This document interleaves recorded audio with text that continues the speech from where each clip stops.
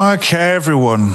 A big Shabbat Shalom to all of you in the scattered house of Israel, whether you're joining us live right now, whether you're watching us after the fact. We want to welcome you to the river, as we affectionately call it. I've got my brother Curtis on today with me. We're continuing the tag team on the appointed times teachings in the lead up to the spring feasts. If you are watching us on YouTube or Rumble after the fact and you do wish to come and join us live, we meet every weekly Shabbat at 9 a.m. PST. That's the time that we meet. And if you would like to know how to join us live, if you go to riverbranchfellowship.com, scroll down on the main homepage, and you'll see a link there to subscribe to the weekly newsletter. And when you click on that link, this little box will pop up. Just type in your first and last name and your email. And every Friday, you'll be sent the weekly newsletter, which contains the link for the Zoom gathering for the live stream. We look forward for you to join us, and we'd love to say hi to you. The Feast of Weeks, the Hidden Light. Curtis, what's this about? Well, we are going to have a little bit of a thought of what this means in a living sense. Not just in the what sense, but the why sense and the living nature of that. And we've got it under the hidden light. And we're hoping that this can bring a sense of looking at the Feast of Weeks, perhaps in a way that we should be looking at it and haven't traditionally. But we are looking now through the lens of the Appointed Times teachings this year, which is based around His light. And His light coming forth from vessels that are looking to honor not just the what's, but the why of all of this. So we're going to look at the hidden light during His Appointed Times teachings. And so we're excited about that. Yeah. As most people watching will know, that the spring appointed times have been fulfilled, yet that doesn't mean that we're to disregard them. In fact, that they should become living in our lives. And most often overlooked is this Feast of Weeks time period, or some of you may know it as the counting of the Omer, but it is part of the spring appointed times. And today we're really going to look at how this ought to become living in our lives, because Curtis and I have their opinion that this time period has been grossly overlooked. Even though it's been fulfilled, we just don't see a lot of it being living in the house of Israel's lives. Eh, Curtis? Yeah. And in true Hebraic thinking, it's not the West, been there, done that. It builds upon itself. And so if this was fulfilled almost 2,000 years ago, and we're all here because of the way this was fulfilled, and it's been living ever since. And there's been a remnant that has understood this right through the last 2 days, over these almost last 2,000 years. And because of that, we're all here, gathered here today. And there's an importance for us to understand this at this point, that we stand on the shoulders of those who came before us, who we think got a little bit of what we're going to discuss today. And what it really means as we sort of come into the end of the age. So again, this is one of these things where, as Michael said, we do believe that it has been greatly overlooked because the focus has been on the what and not so much the why. And so we're doing that, but we need to do it with the light of Elohim, not our own strength and efforts and all the little things that we like to engage in. So let's take an honest look at this from perhaps a little bit different perspective. All things are possible. Does everyone get that? All things are possible. In Luke 1:37-38 here, in the context of this being actually His light, the conception going into this great servant, Mary, as recorded in Scripture. And we now know scientifically at the point of conception, there is a flash of light, which is really interesting. Now, in this instance, Elohim is directly involved with this flash of light, and our Messiah would come forth through the womb, through the matrix, into the world, and the light of the world would come in a very, very special way. And it says here, for nothing will be impossible with Elohim. Nothing. So we don't limit our Elohim with this. And so as we summarize just quickly what we talked about last week, although it may seem incredible, some of the things and the claims that we might be looking at that possibly occurred, we have to remember that this is an Elohim, the creator of all things outside the time domain. And whatever we think is unbelievable or crazy or that couldn't happen and all this kind of thing, I want to remind you of what we actually have as our faith. And our faith is we have an Elohim directly involved with the affairs of man outside the time domain, weaving a tapestry far beyond our comprehension and maybe even our religious bias, presuppositions, and the way we limit Elohim. And he said, and Mary said, behold, I am the servant of Yah. Now, this is interesting. His light is directly being reflected here with her position of how she saw herself as a servant. Let it be to me according to your word. And the messenger departed from her. And so this is very important, the position that we see this light coming into the picture in the heart of this incredible servant, almost, this 2,000 years ago with this incredible connection of light and servitude. Okay, so the rock split. So we looked at this, and it's as incredible as it is. We looked at this last week. Go back and have a look at these things. And what we were doing was challenging maybe some of the religious traditions that sit on both sides of the river, both on the Christian side and the Jewish side. And if we took a little bit deeper dive and we looked at going that something was covering the Ark of the Covenant, but we were proposing that actually, if you do a deeper dive on the Greek, that this was something that may have related to the actual earth was covering the Ark, and this had nothing to do with our traditions of thinking, well, this was a temple and a curtain torn in the temple at the time and the Herod's temple and that sort of a thing. So if we keep moving from this, the reason why we labored this is that we were looking at, again, there's just such a deep dive into this incredible passage, particularly in verse 51, recorded in Matthew, where really there is a renting of the rocks. It appears to go from top to bottom. Now, why did we do this? Why did we look at this? And so we looked at these incredible claims regarding the find of potentially Jeremiah's grotto, and an interesting claim by a man named Ron Wyatt. And again, the purpose of the teaching wasn't for us to even necessarily defend his claim or that whatever the positions that people might be in understanding this. But what was interesting was when I challenged this years ago, and it was prompted actually being in the land of Israel, that that perhaps I revisited some things based on some circumstances I was privy to, and re-questioned something that I might have just dismissed or wrote off as a bit fanciful.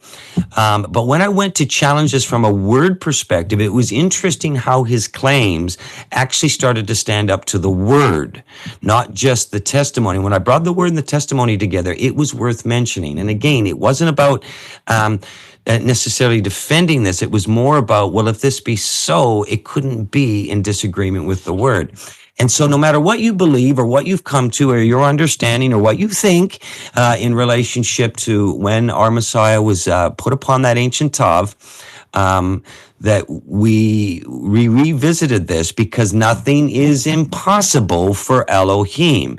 And could he have written a script so incredibly precise and accurate to the point that the actual fulfillment on the ancient Tav, which we looked at last week here, where this incredible witness from this Roman perspective, these soldiers, which represents this bondage that the house was Israel under, were being witness to something that may have been so incredible that we ourselves in our religious traditions just water down. We can't accept that something could happen to such a level so literally. And one thing I've often say is that just when you think something is literal, how literal is literal? And as he was being pierced on the ancient Tav, and the Roman soldiers are confirming that he indeed had died, blood and water, according to scripture, rushed out of the base to the base of that ancient Tav, and went into the rocks that were split. And Ron Wyatt's claim was that the viscosity of the blood mixed with the water allowed that to actually go down the renting of the rocks, and underneath it was the Ark of the Covenant. And indeed, the blood dripped on to that Ark of the Covenant, which was fulfilling this great shadow picture that we see recorded in the ancient Torah. What was interesting is what was happening in the temple at that time, and what was seen there was this place of the slaughtering of the Pesach lambs, which were going to be prepared for the Pesach meal that was going to happen right at sundown to commence the week of unleavened bread. Well, the picture of this happening in the time that we know that was happening around the clock, around the ancient Tav, would have been around 3 p.m. or early evening was the phrase used in ancient Hebraic times. Now, what was interesting is if you had a picture of this, as the blood was coming out of Messiah, literally on the ancient Tav, in the temple, out of the side of the temple, the blood from the lambs being slaughtered for the Pesach was being washed with water into the particular area where this was occurring, and this would go down into what they called the pits. And it would come out the side of the Temple Mount into the Kidron Valley, into the Kidron Brook. So as one thing is literally being fulfilled, the great shadow picture is experiencing the same thing. And if you had Elohim's perspective of this, you are seeing water and blood come out of the side of the shadow picture temple, literally coming out of the temple on the ancient Tav. And of course, there's an incredible picture here, which we link to next on this, is to where what was Elohim actually looking at. And in all of this, there's an account, and they kind of, in the account here that's recorded in Matthew, where they're talking about the ancient Tav, they quickly jump to this period just following it, where many of the bodies were raised, and we'll talk about that a little bit more.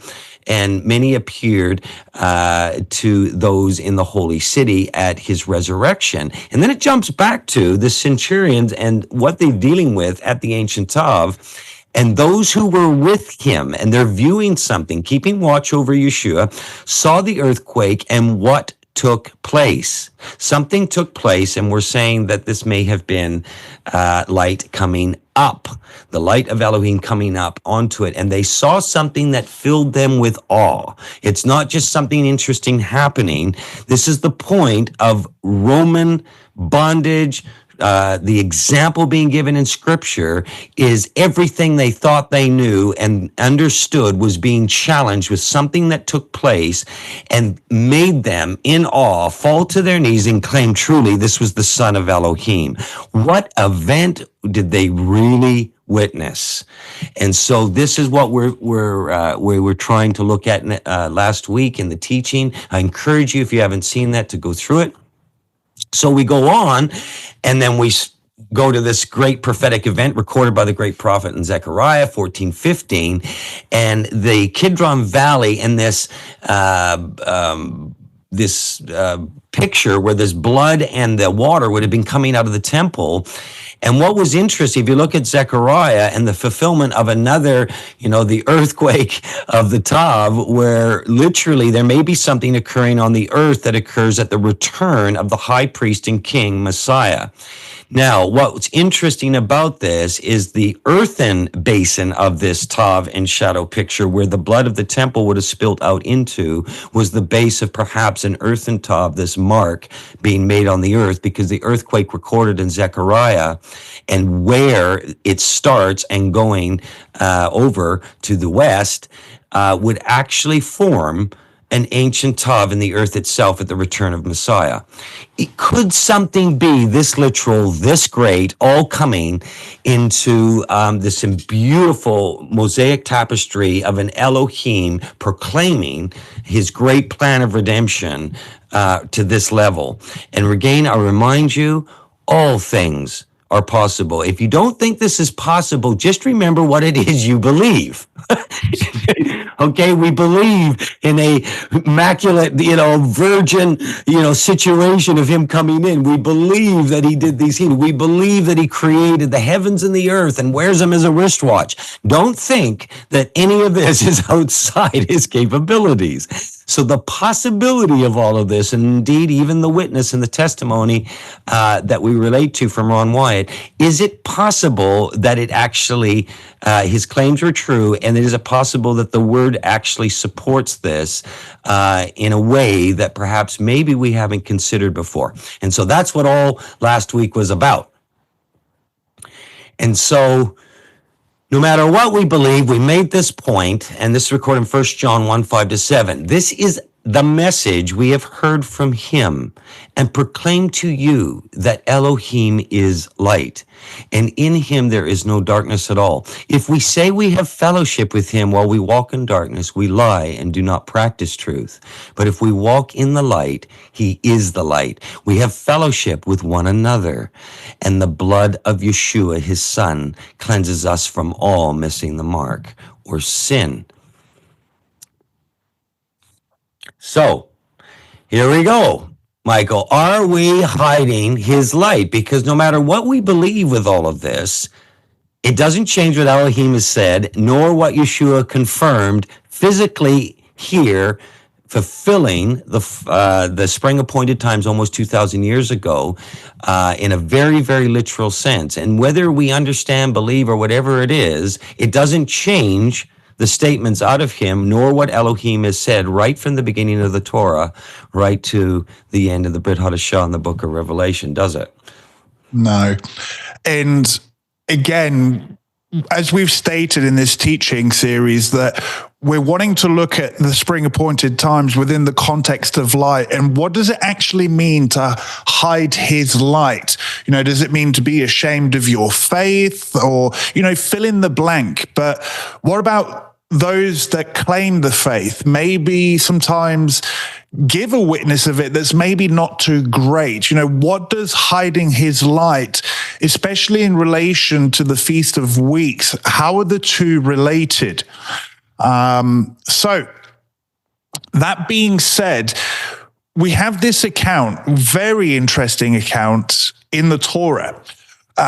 This is the burning bush account, which we're all very familiar with. And we want to raise it today to really kickstart today's teaching off. When Yah saw that he being Moshe, turned aside to see, Elohim called out to him out of the bush, "Moses, Moses."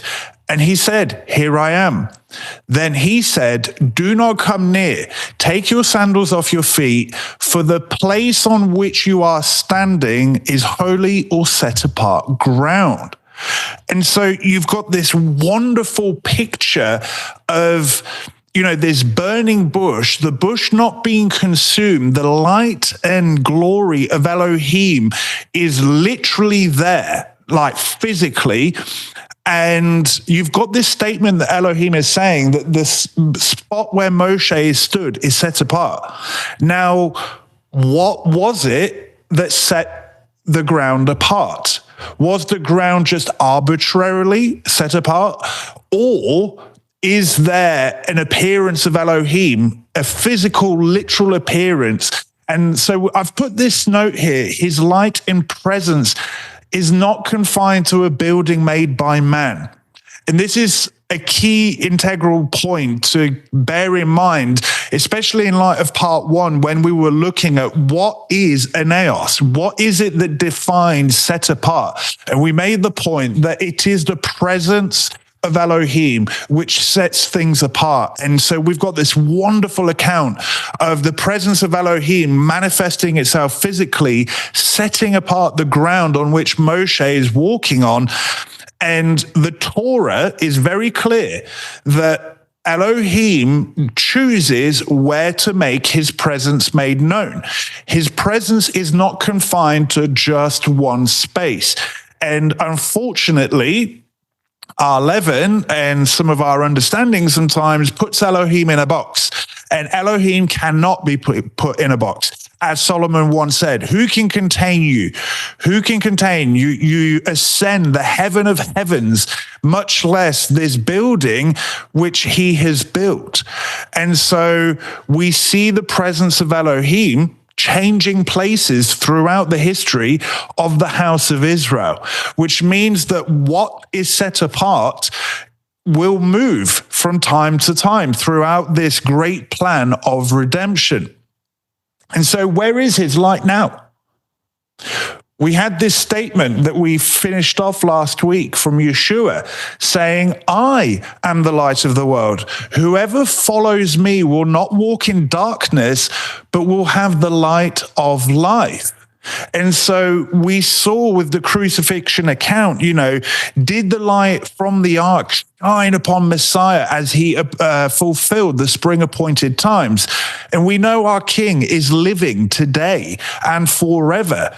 And he's making this statement that he, Yeshua, our Elohim, is the light of the world, but whoever follows him will not walk in darkness. This implies that whoever is walking in the light as he is in the light has the light of Elohim following him. Thus, they're not in darkness. And this would make sense of statements. Do you not know that you, plural, the body of Messiah, are the naos? You, us, plural, are the naos of Elohim if we follow the light of the world. What does it mean to follow the light of the world? That's a whole other discussion. There's a brother sent this to us, but the Hebrew gospel of the John account has this interesting point.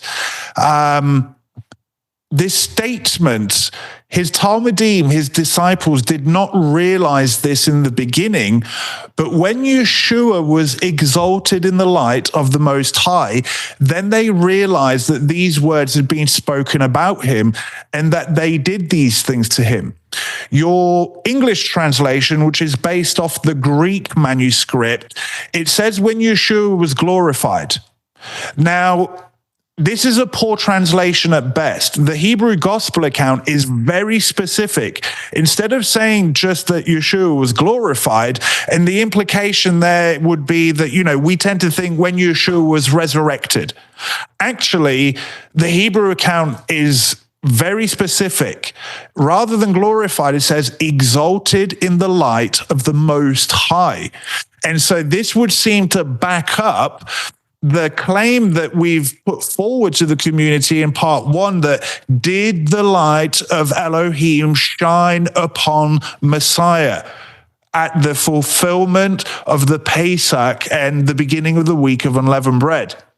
What's very interesting is the context that this statement is said in, Curtis?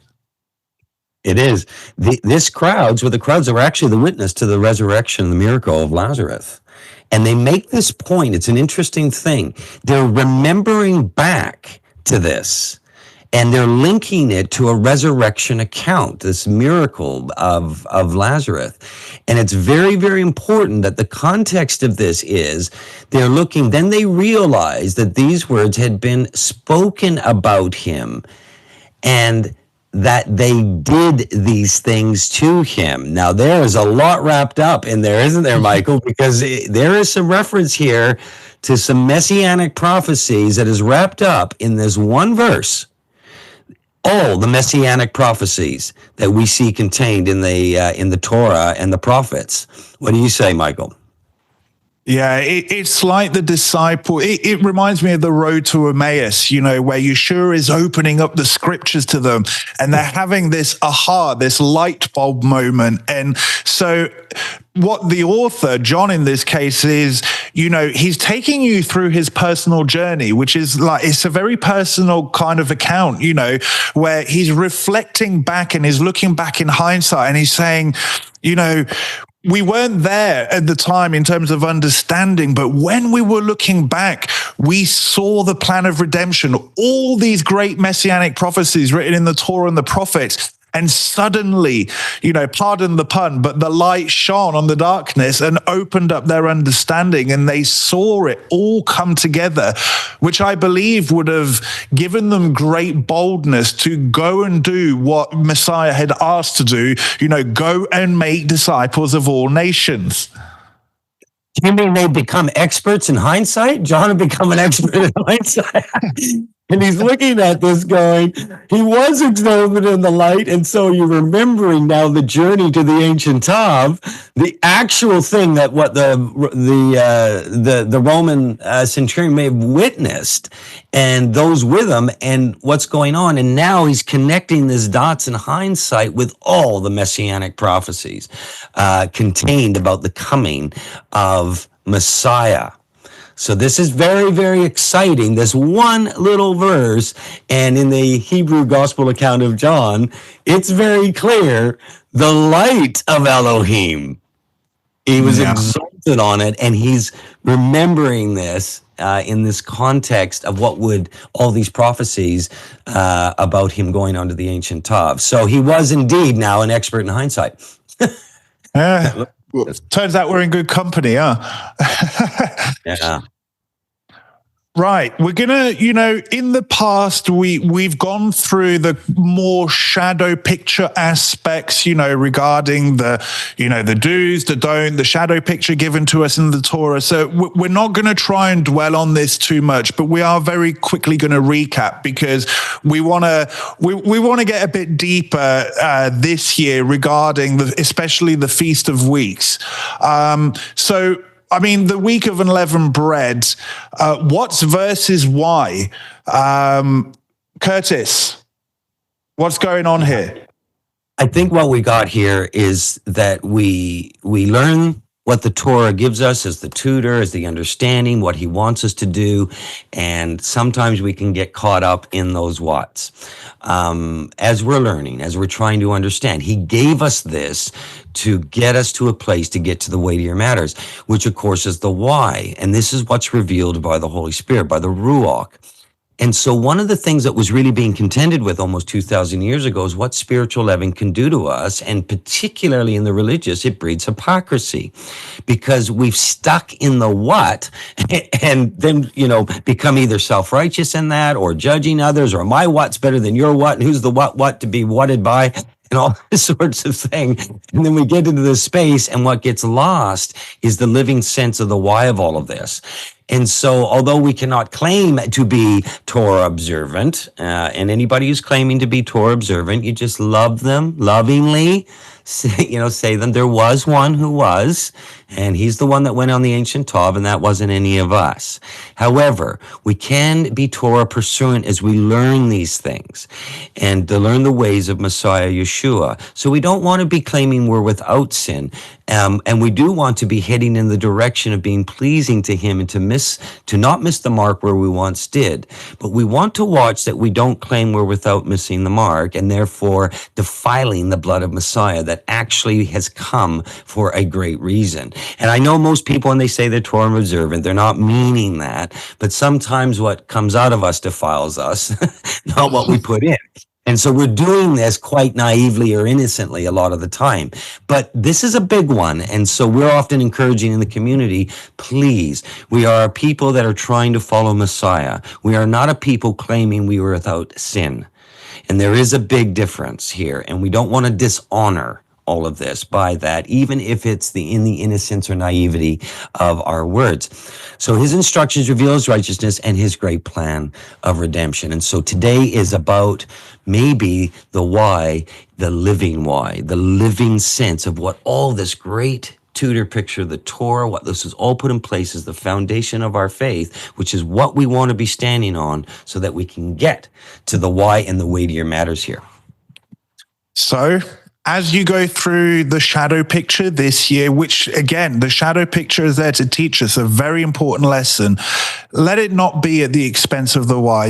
As you remove the physical leaven from your house, always bear in mind what it's actually pointing to. So why do we even honor the shadow picture? Most of us gathered here today understand the importance of the front of the book And there's some interesting scriptures in Exodus 13:6-8. It says, 7 days you shall eat unleavened bread, and on the seventh day there shall be a feast to Yah. Unleavened bread shall be eaten for 7 days.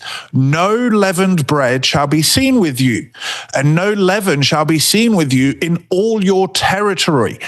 You shall tell your son on that day, it is because of what Yah did for me when I came out of Egypt. Now, obviously, we weren't there coming out of Egypt, but we have our spiritual or typological Egypts that we have been delivered from. And so this speaks to us today just as much as it did to the house of Israel. As we've put here, we are being set free from spiritual bondage. And unleavened bread, we need to remember that this is an appointed time associated with deliverance. So as you go through the shadow picture, ask yourself, what is it that what Yah has done for you? What has he delivered you from in your here and now as you go and honor the shadow picture of unleavened bread? We want to ask this question. Is there a hidden message to the Feast of Weeks? Again, this is commonly known as the counting of the Omer, and this 7 weeks, these 49 days that ultimately lead up to Shavuot, i.e. the Feast of Weeks. And we remind people that Shavuot is not this lone feast on its own in the middle of the year. It's very much connected to unleavened bread, to first fruits, to the Pesach, and that this counting, this Feast of Weeks, is what unifies that unifies unleavened bread and Shavuot. These are his spring appointed times. So they're one thing. When you're counting this year, remember you are still in feast season. And so this is the time period that we're kind of talking about today. These feasts were fulfilled literally on the day within 1 year. And so we saw, the Pesach being fulfilled with the ancient Tava count, which we covered last week. And we've got unleavened bread day 1. And the count starts with what is commonly called first fruits. We would say the first of the first fruits, because there are multiple first fruits given to us in the Torah.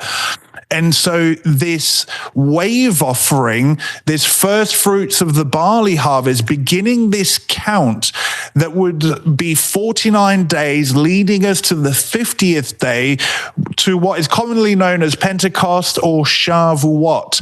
Shavuot meaning weeks. And so this counting, this Feast of Weeks that comes at a crescendo, as it were, with Shavuot, with Pentecost. And we give a little reminder at this time of the year when we start the commencement with the Pesach meal of unleavened day 1. Remember that the instruction is to remove the leaven. We'll speak about this at the Pesach gathering on day 1. And often we see that people are looking to go, well, I'll get ahead of it and I'll make sure my house is all good and everything else. And then so when we start the Pesach, all the leaven's out of the house. That's not the instructions. The instructions are have your Pesach meal and make sure that it is with unleavened bread. But on day 1, you remove the leaven from your house. And so again, it's we miss these things, and we'll speak about this more at the Pesach meal. But I often find, Michael, at this time of the year, everybody's running around trying to make sure, okay, we'll make sure we get all that frozen bread out of our leaven, and you check the cupboards and all that sort of thing. And we're trying to be in our best efforts, we're trying to, I got to get it right. And we've spoken about this in years past and leading up to the appointed times and things like this. But it's just one of these things where you see our traditions, everything creeps in, that we don't actually look at what the Torah is actually telling us. And it's actually on day 1 that we remove the leaven from our house. And so this is very, very interesting if we are looking at these things. And there's reasons for that, because it makes us have to think about what that whole week is. But as Michael was saying before, it's very important. The spring appointed times commence with the Pesach meal, and they do not finish until the 50th day Jubilee or Shavuot. We are going to commence the spring appointed times, and they will not complete until the end of Shavuot. And so, again, we're going to speak about this period, which is definitely not given its fair due. Oh, what's going on? There we go. So there's this interesting statement, and we showed the scripture earlier that, there was at the resurrection of Messiah, it wasn't just Messiah that was resurrected, that he literally fulfilled first fruits. The high priest was waving his sheaf of the first fruits in the weighty matter of the first of all the resurrections. And the Apostle Paul had this to say. In 1 Corinthians 15:19 onwards, it says, if in Messiah we have hope in this life only, we are of all people most to be pitied. But in fact, Messiah has been raised from the dead, the first fruits of those who have fallen asleep. So those who have died. But as by a man came death, i.e. Adam, and by a man has come also the resurrection of the dead. For as in Adam all die, so also in Messiah shall all be made alive, but each in his own order. Messiah the first fruits, then at his coming, those who belong to Messiah. But as we've shown already, in the Matthew account, that when Messiah resurrected, it wasn't just Messiah that was resurrected. And you wouldn't understand why that was unless you understood the shadow picture of this sheaf being waved by the high priest on the day of first fruits. And so, what does the Torah actually say regarding to the Feast of Weeks, which begins with the first of the first fruits offering and ultimately culminates with Shavuot or Pentecost? And by the way, on that resurrection recorded in Matthew, in the literal fulfillment of the waving of the sheaf offer by our high priest Messiah, this also explains why possibly we really are reading the account on John and the island of Patmos, where he witnesses the 24 elders are actually present. So this is interesting. The only ones that may have been raised from Sheol, as recorded and may be confirmed by John and the island of Patmos, is directly confirming the events of the literal fulfillment of this waving of the sheaf offering. And the elders literally went into the city and were witnessed by many. And so they are now actually around the throne of Messiah, and John seems to give that account. And indeed, the messenger that would come and be delivering some of the visions and some of the things we read in this great book of Revelation, and how that was even possible, because there has been a first of the first fruits resurrection and the waving of literally by the high priest of his first of the harvest. So it's a very interesting thing when we look at how literal all of this really could be if we stay in the framework and understanding of his great plan of redemption prophetically and literally, all contained within what was actually given to us in the Torah and what we call the feasts or the appointed times. In Leviticus 23, it says, you shall count 7 full weeks from the day after the Sabbath, from the day that you brought the sheaf of the wave offering. So this is this first fruits at this time of the barley harvest. And it would culminate on the 50th day with the first fruits offering of the wheat harvest. You shall count 50 days to the day after the 7th Sabbath. Then you shall present a grain offering of new grain to Yah. And so you see these 2 first fruits offering. The first of the first fruits from the barley, and on Shavuot, a first fruits offering of the wheat harvest. And we believe this is pointing to the multiple resurrections that you see throughout Scripture. Now, what's really interesting is that people tend to miss this. People tend to count days, but actually the Torah is telling us to count days and weeks. And in fact, Shavuot means weeks. It literally just means that, weeks. Now, which Sabbath, Curtis? Well, I'm not sure the context you're asking me the question in the sense of the day after the Sabbath. Yeah. I'm being a little facetious here. From the day after the Sabbath, there is no reason for us to make any contention regarding what the Torah is saying. If it meant anything other than the weekly Sabbath, it would state it as such. And there's all sorts of things every year, oh, well, this was the high Sabbath of the first day of unleavened and this kind of a thing. It does not say that. It would have said that. Elohim was quite capable of actually stating that, if that's what he meant. When you see the Sabbath being given this way all throughout the Torah, it is quite clear that we are dealing with the weekly Sabbath. So the day after the weekly Sabbath is actually this count going on. So the day that you brought the sheaf of the wave offering, there's going to be a weekly Sabbath that is going to fall pretty close in line with that. And it's telling you that. We don't need to get into any sort of complicated matter here as to some of the discussions we see every year on this and when the count actually starts. We believe Torah is very clear. The plain reading is very clear. Elohim says what he means and means what he says. We don't need to complicate this. In fact, the verse explains itself because this can only work, counting 7 Sabbaths.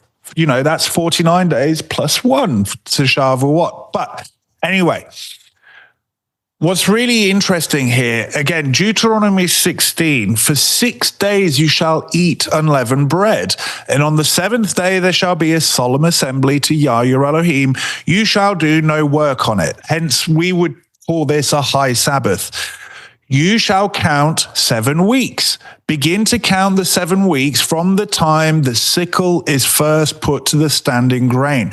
And so we're mentioning these verses because these are, the basic instructions. But in short, you've got to count your 50 days, which is equated essentially to 7 weeks, and then the 50th day afterwards.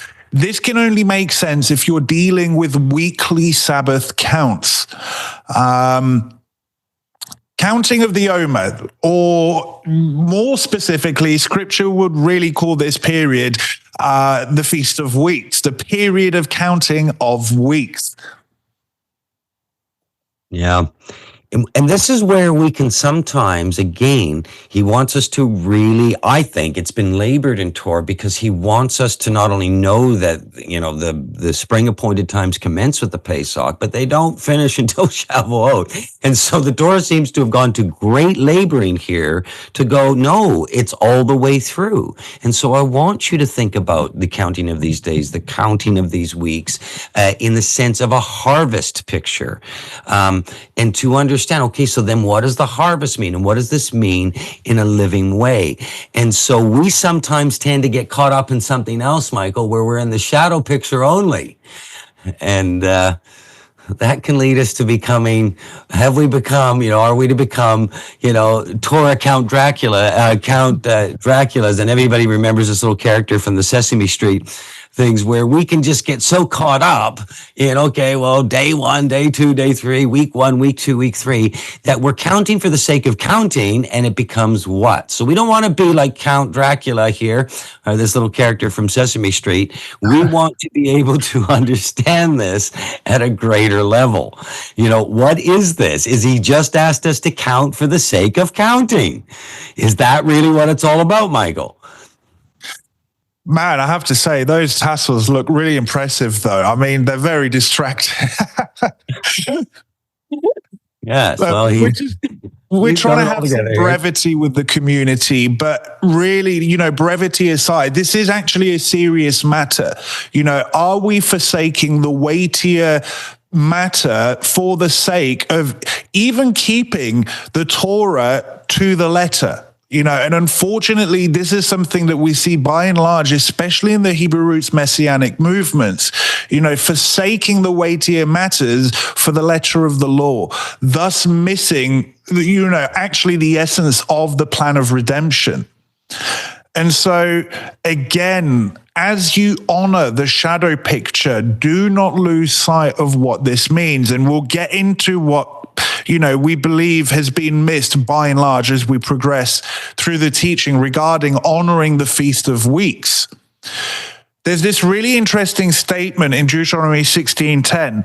Then you shall keep the Feast of Weeks to Yah your Elohim with the tribute of a free will offering from your hand, which you shall give as Yah your Elohim blesses you.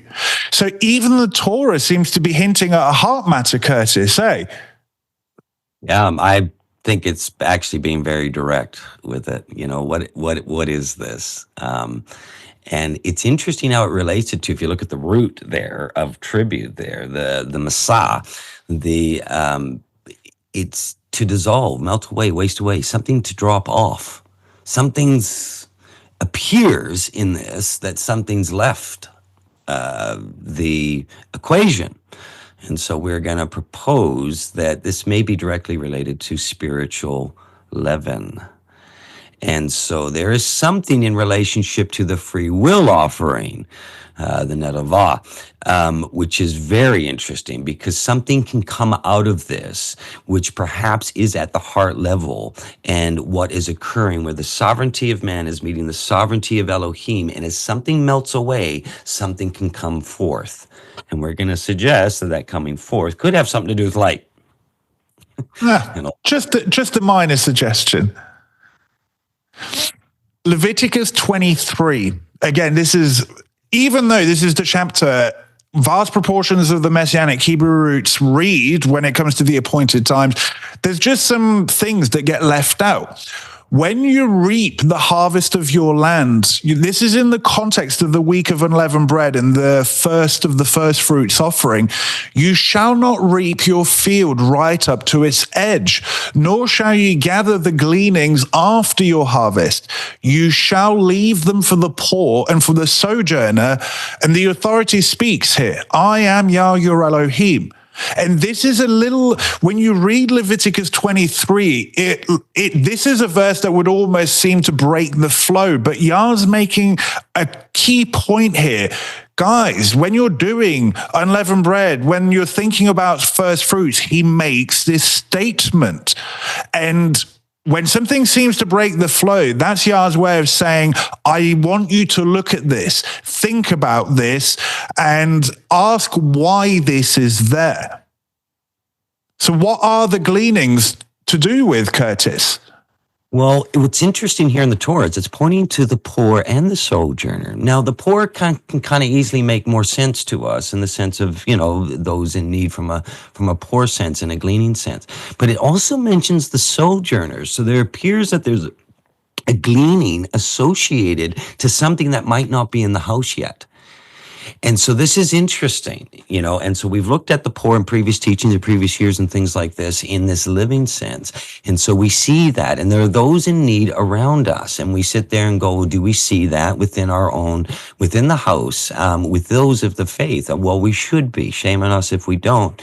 But then there's this relationship that takes it beyond the poor and actually goes into the sojourner aspect. And the sojourner aspect, at least in the great accounts that we see in the Brit, over and over again, it appears that this light and these events are being shown directly to the sojourners that were actually representing the bondage that the house of Israel was in under the time, reflected through the centurions and the guards and things like this, that there was this example of light that Elohim is wanting to give to this aspect, to these, the very ones that have us in bondage. I want you to see the light. And so this is interesting. This has connections, we believe, to the harvest and why this is the harvest period. There's a reason why he wants his light to be seen to those who have us in bondage. And so this goes on beyond just the actual physically poor. It could be relating to the spiritually poor as well. And so this is interesting as we look at this a little deeper. Now, a lot of you will probably be aware that, especially on the Jewish riverbank, they bring up the story of the book of Ruth in the link to, Shavuot and the Feast of Weeks leading up to it. But most people don't understand why. And so hopefully today, this is a beautiful book, and it only makes full sense when you actually understand it within the context of the spring harvests. So before we hit the book of Ruth, we need to understand some Torah context that will make sense as we get into the later chapters of the book of Ruth. In Deuteronomy 25, this is going to seem disconnected, but it will make perfect sense. If brothers dwell together and one of them dies and has no son, the wife of the dead man shall not be married outside the family to a stranger. This would make sense of Paul's words as well. Her husband's brother shall go into her and take her as his wife and perform the duty of a husband's brother to her. And the first son whom she bears shall succeed to the name of his dead brother, that his name may not be blotted out of Israel. And so think of the books were opened. Is your name written in the book of life? Just to make the point as well, it mentions elsewhere in the Torah that not only would the first son would be in the name of the dead brother, but the brother performing this duty would actually have to give another firstborn inheritance to this son, so that son had an inheritance. And this plays a big part here. If the man does not wish to take his brother's wife, if you understand that this man would have had to give another firstborn inheritance, which was a sizable amount, this would make sense of that statement. Then his brother's wife shall go up to the gate of the elders and say, my husband's brother refuses to perpetuate his brother's name in Israel. Think sharing in the burdens here. He will not perform the duty of a husband's brother to me. Then the elders of his city shall call him and speak to him. And if he persists, saying, I do not wish to take her, then his brother's wife shall go up to him in the presence of the elders. I believe this has maybe even judgment overtones here. And pull his sandal off his foot and spit in his face. In ancient culture, this is a mark of shame. This is showing utter contempt, actually, to the brother here. And she shall answer and say, so shall it be done to the man who does not build up his brother's house. Now, again, think of sharing in each other's burdens and not doing that. The name of his house shall be called in Israel, the house of him who has his sandal pulled off. Now, not only was it the brother here that's bearing this shame, but it would seem that his whole house would be marked by this. And so you have to understand this Torah backdrop before you get, especially to Ruth chapter 4, and we'll get there. So we just wanted to point this out, have this in the back of your head. We're going to look at what is the witness from the book of Ruth, and especially bear this ceremony, if you dare call it, when we get to chapters 4. So, Curtis, there's some prophecy in the book of Ruth, it would seem. I'll let you take this one. Okay. When she rose to glean, and Boaz instructed his young man, saying, let her glean even more among the sheaves. Now, just think of this in context of the weightier matters of what we might be trying to what Elohim is doing in trying us to look at this period of this Feast of Weeks, this harvest time. And do not reproach her, and also pull out some from the bundles for her. Leave it for her to glean, and do not rebuke her. So she gleaned in the field until evening. Then she beat out what she had gleaned, and it was an ephah of barley. Now, this is concerning the barley and the wheat harvests. And so we've got this incredible time of this being recorded with Ruth. And what is interesting here is that Ruth is representing a very interesting picture, and so is Boaz. We see this as a picture, a bridal picture, and a bridegroom analogy. But what's interesting is Ruth is outside the house in this account at this point.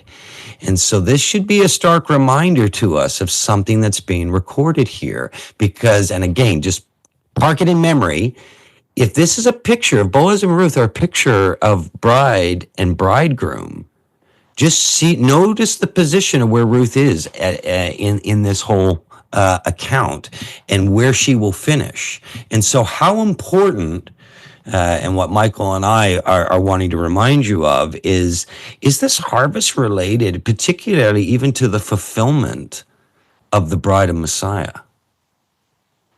And so are we not looking at something? It's not just yet those to come into the house and the gleanings. This could be as serious as, no, actually his bride coming into the picture. And so you can see why we would have a bridegroom laboring such a thing. It goes on to say, and she took up and went into the city. Her mother-in-law saw what she had gleaned, and she also brought out and gave her what food she had left over, being satisfied. So she's dealing with these gleanings and whatnot. And her mother-in-law said to her, "Where did you glean today? And where have you worked? Blessed be the man who took notice of you." So she told her mother-in-law, and who said she had worked and said, "The man's name who I worked today is Boaz." Look at this. "Blessed be the man who took notice of you." And Naomi said to her daughter-in-law, "May he be blessed by Yah, whose kindness has not forsaken the living or the dead."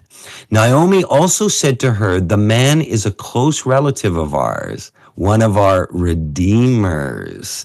So this is interesting what this is being linked to, and who's got watch over this incredible picture we're seeing of Ruth. Who's looking over her, Michael? What's going on here? Who's taking notice of Ruth in this particular scenario? Well, what's really interesting, the name Boaz in Hebrew, there's a word called, which is uz, and it means strength or splendor or might in terms of valor and bravery and physical might. Bo means come or gather or return. So he who returns or comes and regathers in strength, might, splendor, who happens to be a redeemer. Sounds awfully familiar, Curtis. "You shall keep close by the young men until they have finished my harvest." So Ruth, the Moabite. Something, the sojourner aspect, and we get back to Torah when we were reading this. The poor and the sojourner. Interesting. So besides, he said to me, "So keep close by my young men until they have finished all my harvest." And Naomi said to Ruth, her daughter-in-law, "It is good, my daughter, that you go out with his young men, lest in another field you be assaulted." So in other words, there's a safe position here now with being associated directly to this harvest and the house. So she kept close to the young woman of Boaz, gleaning until the end of the barley and the wheat harvest. In other words, till the end of until Shavuot. And she lived with her, and she lived with her mother and her mother-in-law. So it would seem that Boaz was honoring the Feast of Weeks, Curtis. Well, it's an incredible picture we're seeing here. If we'll just keep looking at this, perhaps the way the Torah was pointing to, and the witness that this would become in the book of Ruth, and then the living sense once this was literally fulfilled, because we're in a very, very interesting time now. Now, as we said, bear in mind this ceremony, this elders, this sandal, this spitting in the face as we go through this story. Most of us are aware of the story of Ruth, so let's keep going. Now Boaz, so this is at the point where Ruth has presented herself to Boaz and she's made her intentions known. And Boaz has said, yes, I would like to redeem you. However, there's actually a relative who's even closer. And so we have to to honor the Torah, you have to go to him first. And if he won't redeem you, then Boaz can redeem Ruth. And this leads us to this little section. Now Boaz had gone up to the gate and sat down there. Notice where this is taking, the gates. And behold, the Redeemer of whom Boaz had spoken came by. And so Boaz said, turn aside, friend, sit down here. Friend, overtone of some parables there, eh, Curtis? And then he turned aside and sat down. And he, Boaz, took 10 men of the elders of the city and said, sit down here. So they sat down. So you have Boaz, a picture of Yeshua, taking elders, and 10 biblically is a very interesting number. And he said to the Redeemer, Naomi, who has come back from the country of Moab, is selling the parcel of land that belonged to our relative Elimelech. So I thought I would tell you of it and say, buy it in the presence of those sitting here and in the presence of the elders of my people.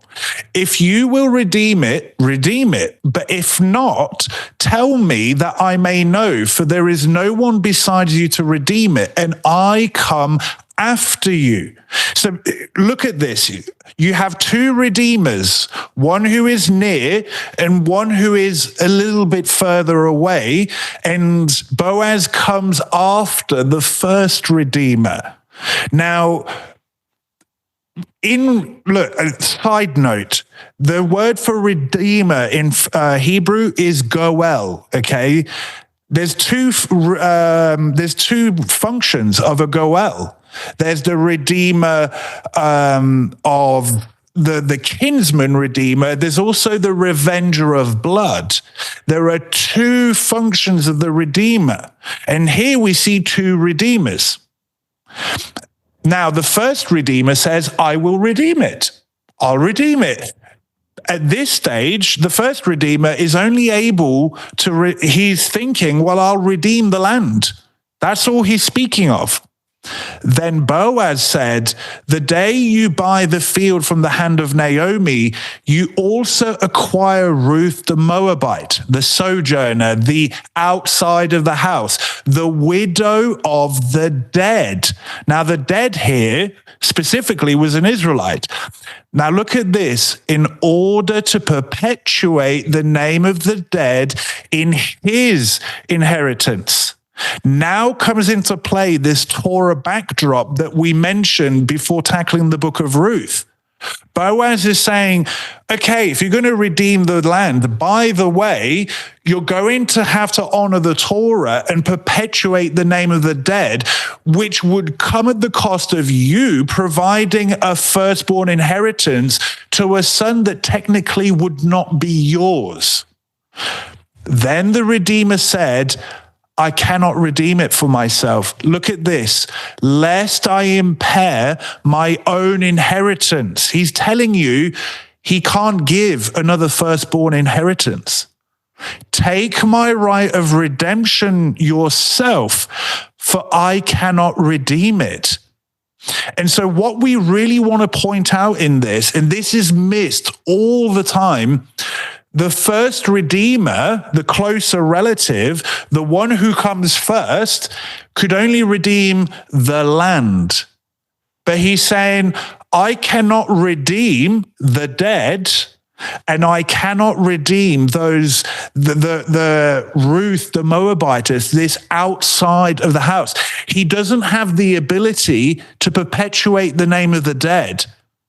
Yet Boaz, the one, remember what the name means, he who comes and gathers in strength and might, Boaz can. Could this be pointing to something, Curtis? It's possible. What we're seeing here is, in this picture, you are seeing the plan of redemption, and you're seeing Messiah in the picture of how it's given these two positions of the Redeemers, that we're seeing this is a shadow picture of the first and second coming of Messiah, one where he redeems the harvest or the land, and then the one who is the avenger of blood, the strength. And what is interesting here is, are we looking at the first and second, a prophecy of the first and second coming of Messiah captured in direct relationship to the harvest in this account of the Redeemer, Boaz and Ruth? This is an incredible thing. Because we saw that the first Redeemer in those incredible prophecies, Michael, somebody had their face spat on in the accounts that are given in the bread. So this is interesting how one seems to be confirming that we may have a hidden prophecy in here of the first and second coming of Messiah. And it's actually captured here in the book of Ruth, and one we think is very easily missed. I mean, as we go on, this statement actually gets further solidified. Now, this was the custom in former times in Israel concerning redeeming and exchanging. To confirm a transaction, the one drew off his sandal and gave it to the other. And this was the manner of attesting in Israel. Now, what's the Torah backdrop to this? Right? So when the Redeemer said to Boaz, buy it for yourself, he drew off his sandal. And so what's really interesting, there's a slight variance here because the Torah said that the woman would pull the sandal off and spit in the guy's face. Now, something is missing in the account of Ruth, this spitting in the face. And as Curtis often says, things are conspicuous by their absence. Now, this is where we're left maybe to a little bit of conjecture, but we have to ask what actually happened. Is the book of Ruth omitting the fact that they would have spat in the first Redeemer's face? Or here's another line of thinking that Curtis and I were thinking, what if they were preserving the honor of the first Redeemer by not spitting in his face?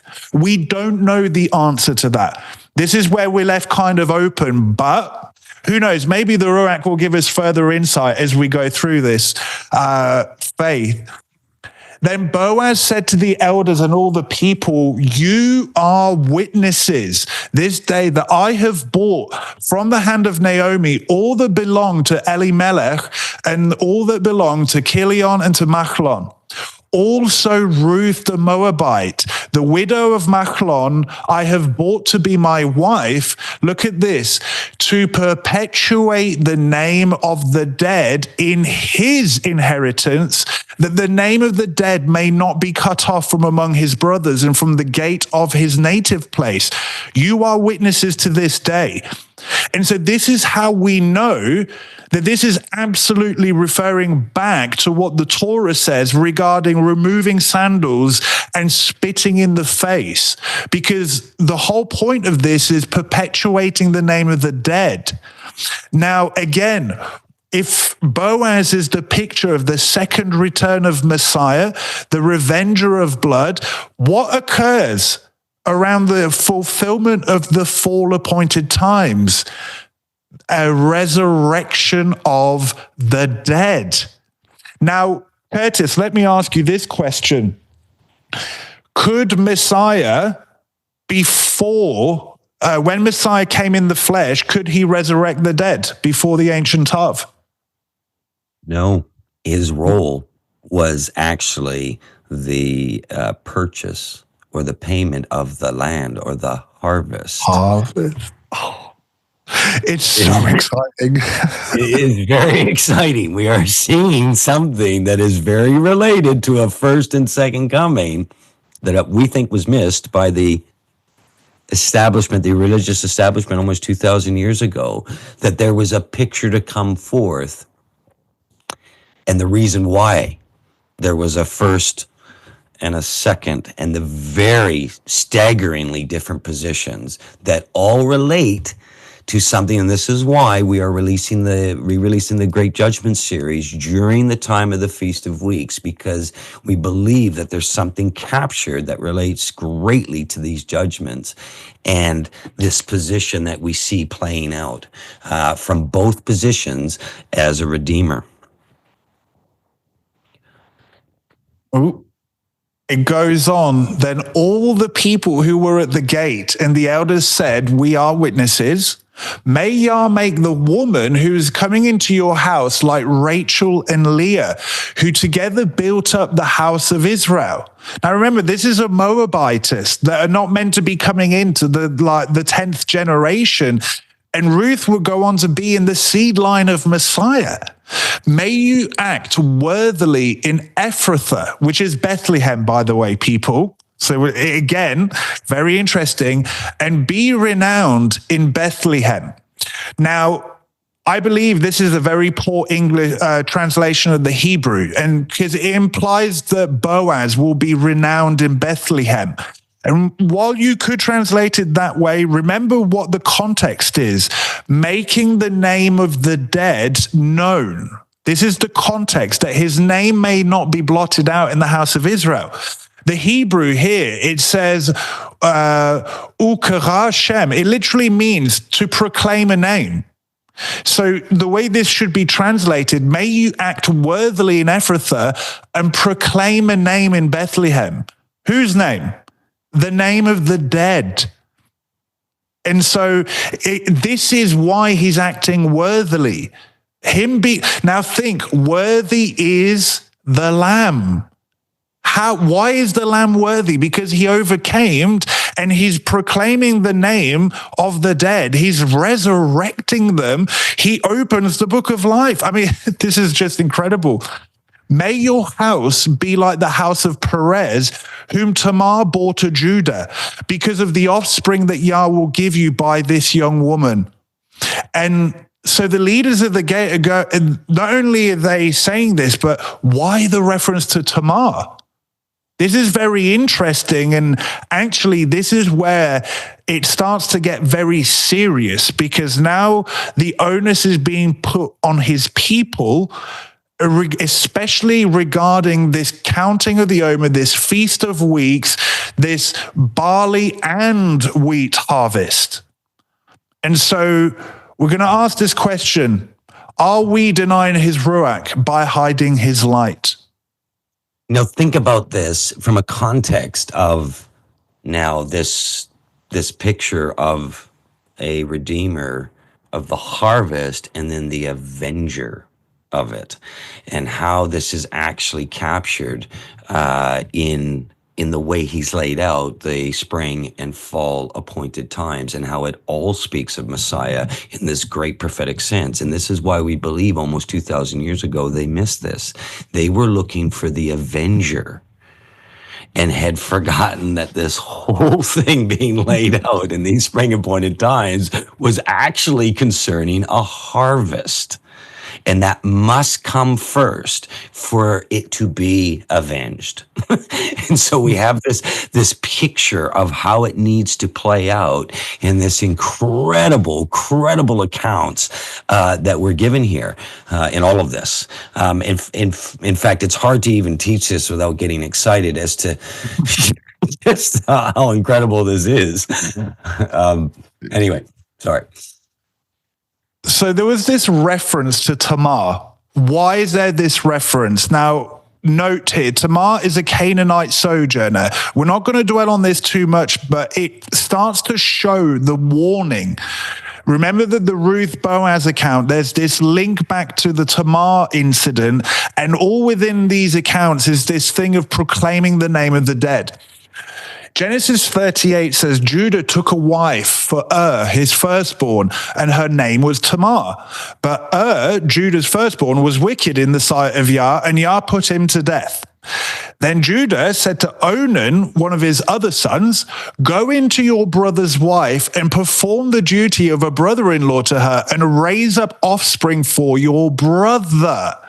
Now, this is really interesting because Judah has an understanding of this thing even before the Torah was officially given at Mount Sinai. But we're talking of the same Torah commands here. But Onan knew that the offspring would not be his. And remember, he's going to have to give a firstborn inheritance to this son that would not be his. So whenever he went into his brother's wife, he would waste his semen on the ground so as to not give offspring to his brother. He was not sharing his brother's burden. And what he did was wicked in the sight of Yah, and he put him to death also. Then Judah said to Tamar, his daughter-in-law, remain a widow in your father's house till Shelah, my son, grows up. For he feared that he would die like his brothers. And so Tamar went and remained in her father's house. Now, if you go on to read the rest of the account, we know what happens, that Judah actually withheld Shelah, the son, and Tamar was kind of like left in this place where the Canaanite sojourner was not being allowed the opportunity to give seed and to perpetuate the house of Israel. And who's this injustice being done by? Those out the house or those in the house? It was from Judah himself. Now, this is key. Think of the two sticks now, Judah, Ephraim, southern kingdom, northern kingdom, that Judah's being held in a particular light here. But does this now make sense as to why the elders of the gate, in the reference to in blessing Boaz and Ruth, why they point back to Tamar? They realized, I believe they had this, they knew what was going on here. They could see something. And so with the warning going to Judah and those that Judah would influence the most, namely the Messianic and Hebrew roots movements, what's actually going on here and now, almost 2,000 years later from the fulfillment of the appointed times in the spring, are we seeing a repeat, nothing new under the sun as we approach the end of this age? It's fascinating when we try to sort of understand this from a position of a scattered 10 tribes. And you understand when you look at the overtones of the prodigal son and how the other son reacted, because there was an inheritance that was going to be shared if he returns and all this sort of thing. And so if there's secret agendas or if there is selfish intent of heart and whatnot, there may be certain things that don't transpire, which Yah is not pleased with. And so just this sort of picture that's coming up, and it's all harvest related. And so these dots get connected all over the place here, we think, in a lot of ways. But we've got here, making the little one stumble. Whoever receives one such child in my name receives me. Think of child. He's describing us as children. You think of us as the sojourners, the Moabites, the Canaanites. We're dealing with this whole picture here in a harvest sense. But whoever causes one of these little ones who believe in me, Messiah, to stumble, it would be better for him to have a great millstone fastened around his neck and to be drowned in the depths of the sea. So we see the account how displeased Yah was with certain behavior then, and it appears that this is being reiterated in the Brit as to what's going on here, but this has greater connotations. This is in the sense of, we believe, a weightier spiritual matter. Woe to the world because of the stumbling blocks. Now, these stumbling blocks appear to be indicated to the religious, not those who have us in bondage. Now, this is interesting. This isn't unbelievers that the warning to the stumbling blocks is coming to. It is to the believers. For it is necessary that stumbling blocks come, but woe to the one by whom the stumbling block comes. So this is interesting. Now think honors, vessels of honor and dishonor, and what's going on here as to what picture may be really painted, because this two sticks, these great prophecies that we see in Ezekiel, they are to come together so they be fashioned as one in his hand. If there's opposition to this, and it's causing stumbling, and these most needed truths, these great truths that sit on the Jewish side and the Christian side of the river, if these aren't allowed to come together, these truths, and get the leaven that exists on both sides out, you don't see the coming together. This is big, of the house of Israel. And the so, restored house of Israel. and it's worth pointing out that who's Yeshua speaking to here? He's speaking to Judah. Okay. Now, does Judah cause the little ones who believe in Yeshua to stumble? Bear this in the back of your mind. State of the body in the last days. Well, it's not too great by and large, but there's this warning given in Revelation 18:21. Then a mighty angel took up a stone like a great millstone and threw it into the sea. And so this is a direct reference, we believe, to Yeshua's words, to making the little ones stumble. And this warning specifically going to Judah, actually. And then it says, saying, so will Babylon, the great city, be thrown down with violence and will be found no more. And so we see this religious harlotry being linked to making the little ones stumble. And so this note, will making the little one stumble be a characteristic of the religious at the end of this age, with a greater warning being given to the house of Judah? Because who's Judah making stumble?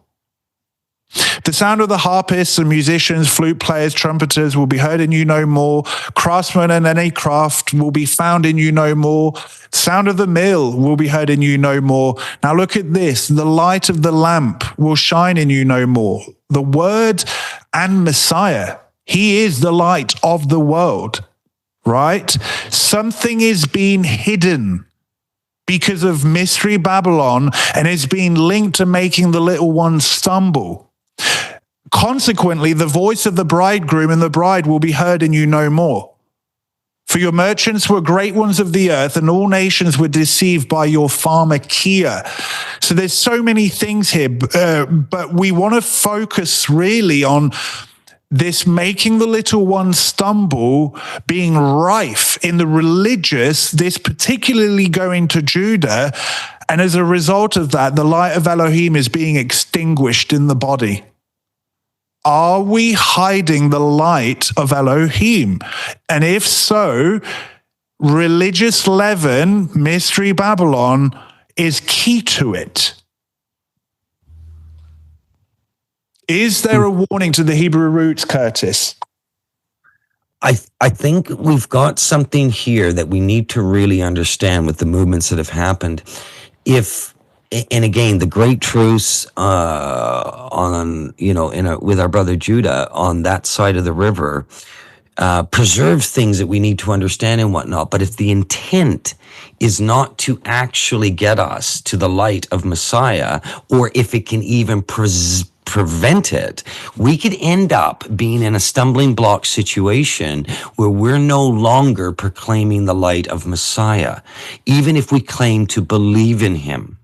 Now, this is interesting because we could get caught up in all the shadow picture aspects, the counting, the what's of everything, but are we actually bringing forth his light?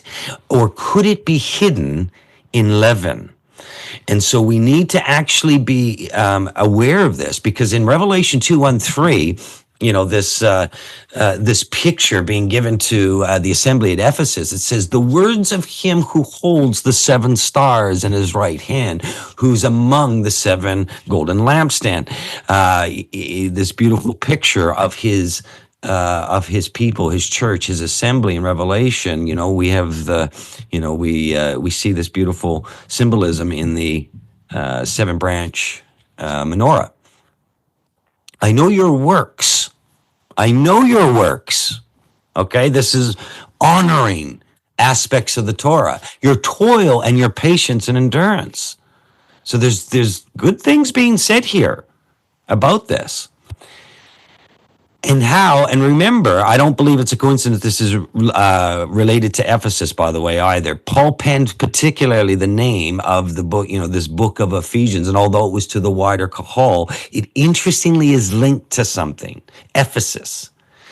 It says, and how you cannot bear those who are evil. So think about those who have been coming out of our leaven, particularly on the Christian side. And we're sitting there going, hey, something's not right here. And we're looking at this and we're turning to Judah and going, okay, what's the foundation of our faith? And we appreciate and we love them for such a thing. But now, as we faced perhaps the stumbling blocks on one side, we now have gone and taken the zip line or the fox line and now facing stumbling blocks on the other. And so the warning here at the end of Revelation was Mystery Babylon, who's on both sides. And so we really want to take this seriously because it says, but have tested those who call themselves apostles and are not. And I believe that we are seeing many people come out of Mystery Babylon right now who are doing just that. And they're finding them to be false. And they can either have a crisis of faith, or they take the zip line and they go right to the other side and can end up becoming twice the child of Sheol.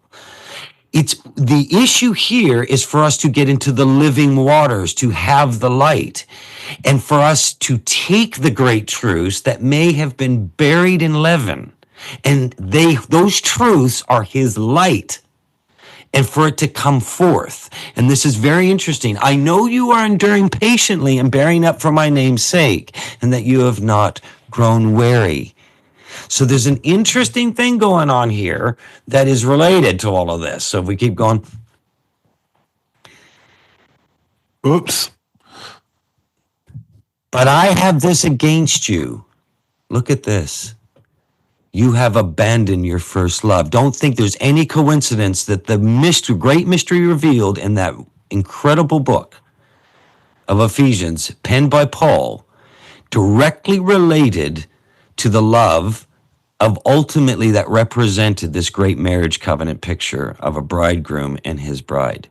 And this is what Paul said, but I speak to you of Messiah and his bride.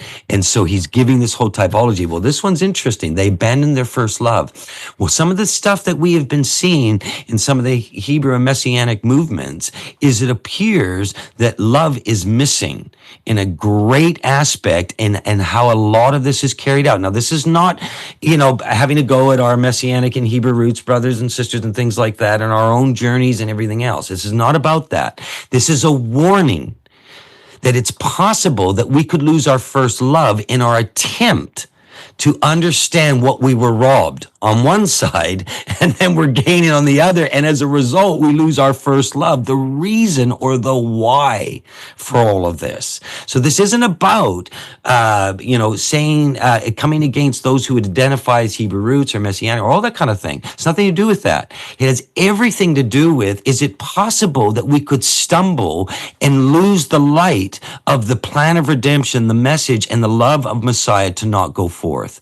Now, this is interesting. Remember, therefore, where you have fallen. Remember where we have come from. Repent, turn to him, the living tree, the tree of life, and do the works you did at first.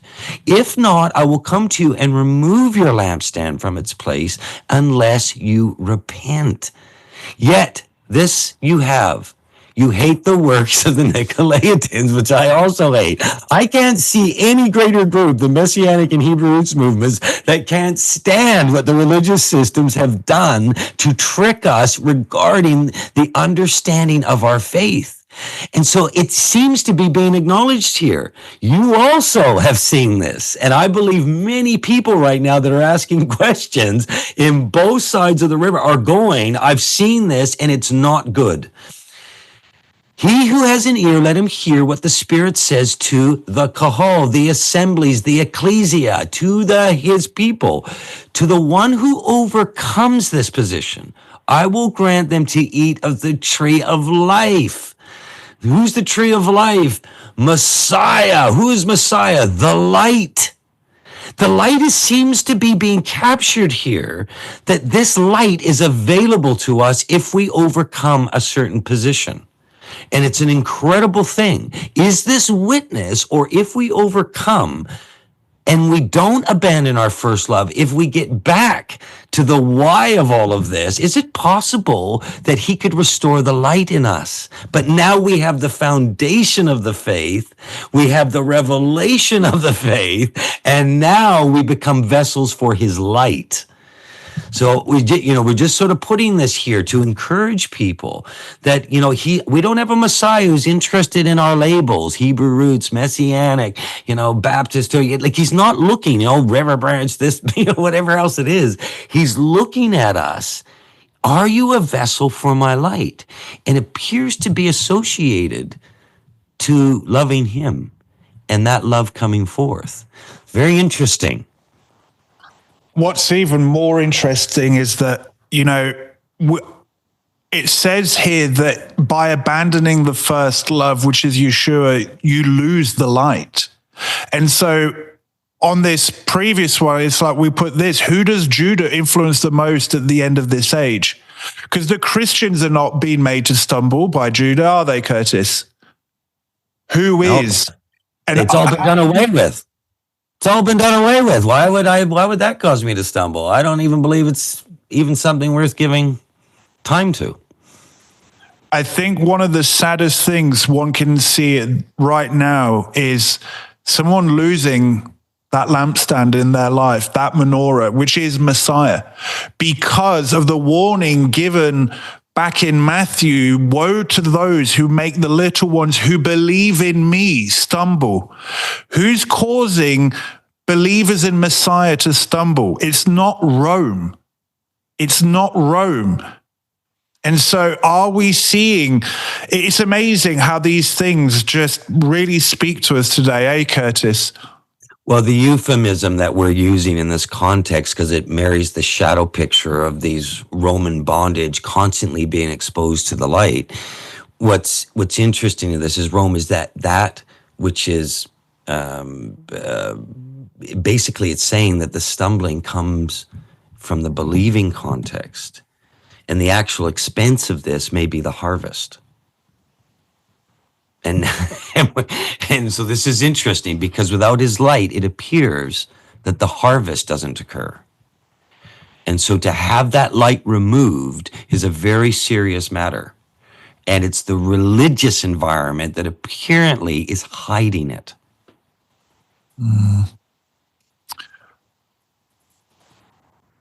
Famous parable of the talents, and we'll dig into this a bit more in the following teaching, but we're going to start laying some foundations, especially because there's a great harvest to come. We know that the workers are few. We've been told to pray that more workers come in. And this is the parable of the talents. For it will be like a man going on a journey who called his servants and entrusted them to his property. And so again, it's what he has purchased, who he has purchased. And last I read, he didn't die just for the religious. He didn't die just for the believers. He died for the cosmos, the whole creation. The creation is his property, and he's entrusting a group of people to it, much like Boaz had workers on his field. He says, to one he gave 5 talents, to another 2, to another 1, to each according to his ability. And then he went away for 2 days, arguably. But is the judgment that is coming for the believer actually according to our ability? We believe so. It continues with the parable. So we know the parable, but let's look at the wicked servant. It says, He also, who had received the 1 talent, came forward saying, Master, I knew you to be a hard man, reaping where you did not sow and gathering where you scattered no seed. So I was afraid. So who's reaping this? Who's sowing this? Because in the parable, the master, look, he's bought the field. He owns the field. He's purchased it. But there's workers. Who are the workers? Now, this servant says, I was afraid, and I went and hid your talent in the ground. Here, you have what is yours. Now, what's interesting, the talenton in the Greek, it's actually a balance, as in the scales. Curtis, what scales? Possibly the scales of how we reflect love through honor and shame. Is it possible that we hid our honor in the ground?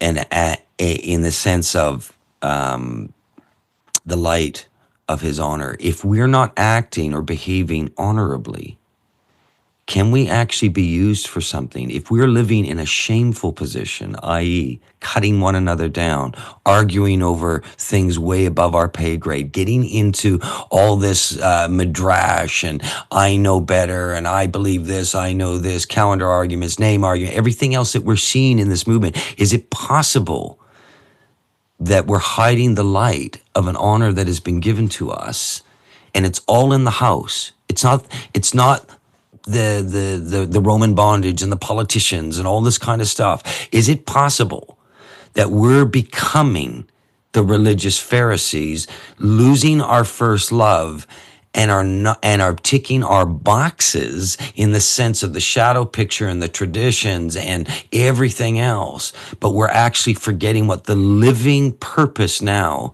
is of the Feast of Weeks?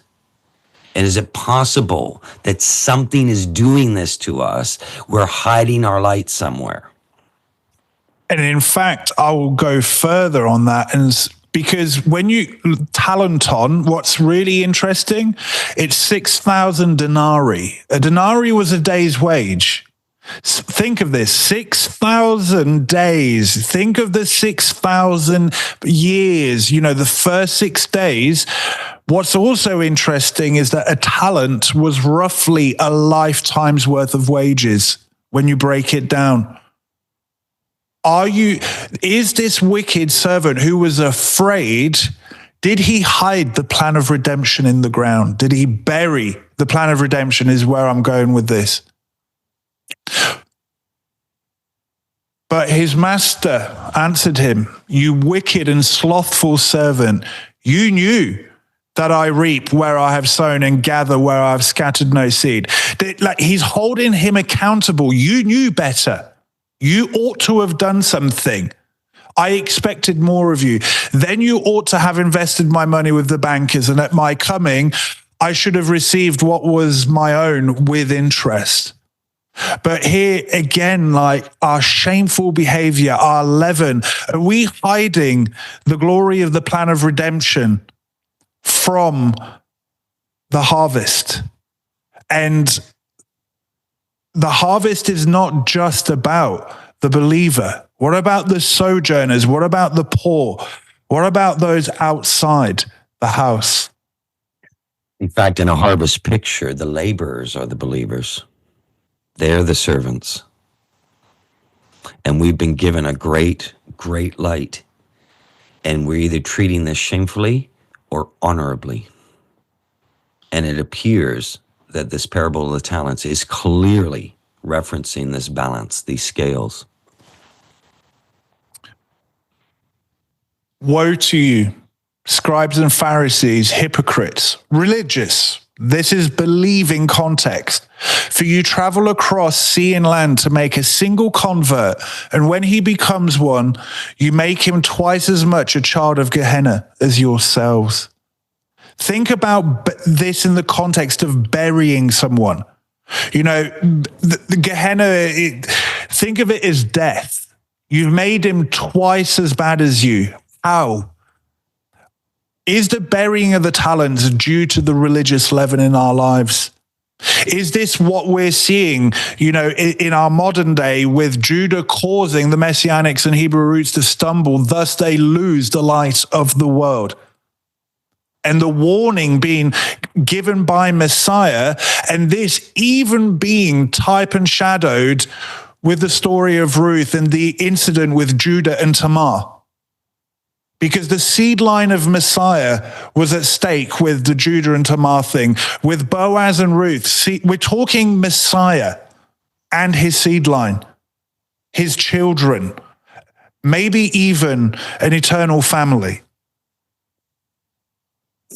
See, many aspects of the Christian side of the river has reinvented Messiah. So they've creating in that reinvention another gospel. If we come out of that, is it possible that we go to a side where it gets buried? And so either side of this river or mystery Babylon is doing either I'm going to confuse the light or I'm going to hide the light. I'm going to bury it. Either way, the true gospel, the true message of redemption does not go forth, because the witness for it to go forth is actually being buried or confused. And we're speaking on this buried sense. Remember that when these words were written and when Messiah came, Christianity did not even exist at that time. But we did link to Revelation because this was going to be another form of Mystery Babylon. And if I can't continue to bury it, then I'm going to leaven it. I'm going to confuse it another way. So it does apply to both sides. But what happens to us on our journey in order to be a part of this great harvest? Is the Feast of Weeks still living? Curtis and I say, just because the spring appointed times have been fulfilled doesn't mean that we now disregard them. In fact, no, they should become living. The week of unleavened bread is alive and well. We're asked to look at this year in, year out. But what about this period of time between the first of the first fruits and Shavuot? Why has this period of time been forgotten? Why has this light been covered? And so we want to posit to you, if the other spring appointed times are living, why not the Feast of Weeks? What's going on? Hiding his light in our leaven. Matthew chapter 5, this is Yeshua speaking to the masses, commonly known as the Beatitudes. But he says, he's speaking to the believers here, you are the salt of the earth. But if the salt has lost its taste, how shall its saltiness be restored? It is no longer good for anything except to be thrown out and trampled under people's feet.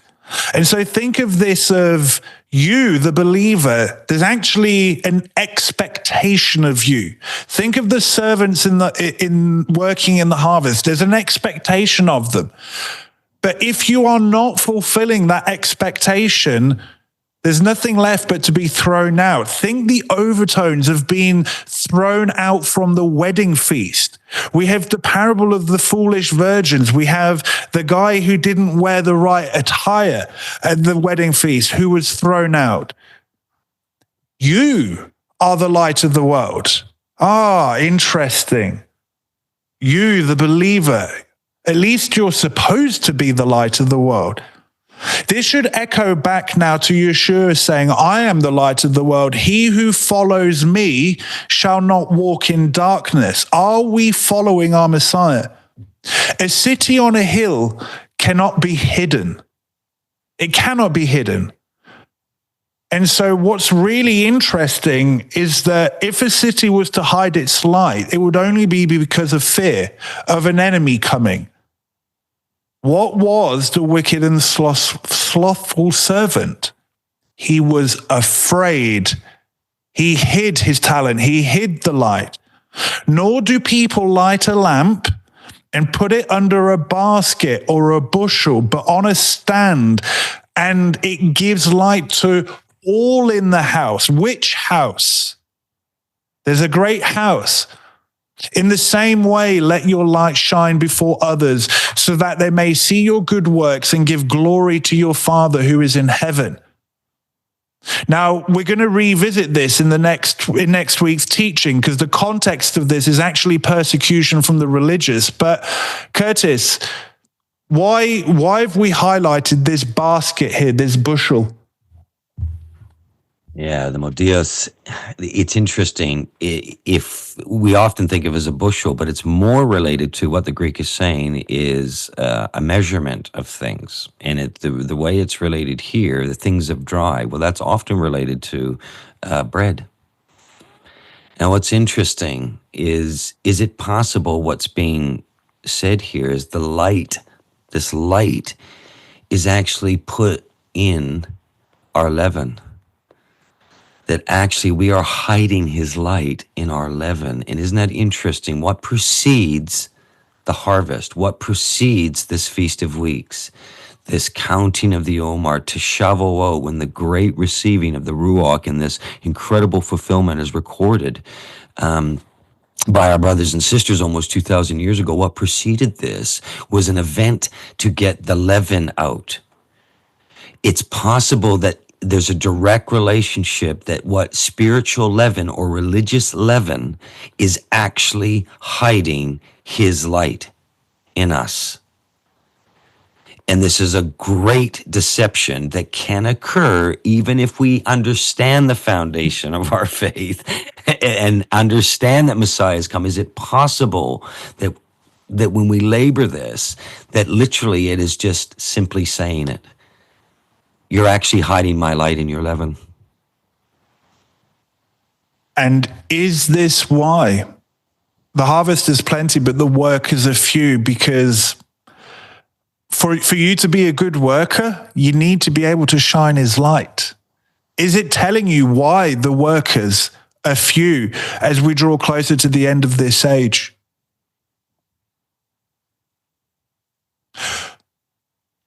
Luke chapter 10.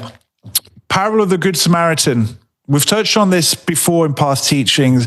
He went to him, this is the Good Samaritan, going to the person who fell by the robbers. And we know the priest and the Levite, the religious, ignored him, okay? But this Samaritan went to him and bound up his wounds, pouring on oil and wine. Then he set him on his own animal, his beast of burden, his beast of service, and brought him to an inn and took care of him. And the next day he took out 2 denarii and gave them to the innkeeper and said, "Take care of him. Whatever more you spend, I will repay you when I come back." 2 denarii is 2 days' wages, by the way, people. How long has the master been gone? And are we seeing, again, rewards here being given at his return? Which of these 3 do you think proved to be a neighbor to the man who fell among the robbers? He said, the one who showed him mercy. And Yeshua said to him, "You go and do likewise." What was one of the indictments Yeshua had for the religious? "Woe to you, Pharisees, for you've forgotten the weightier matters, the mercy, the compassion, the right ruling." And they forgot those because they were tithing the mint and the cumin. They were so focused on the letter that they lost sight of the weightier matter. And how did we open up today? Are we to be Count Draculas? The shadow picture is important, but at what cost?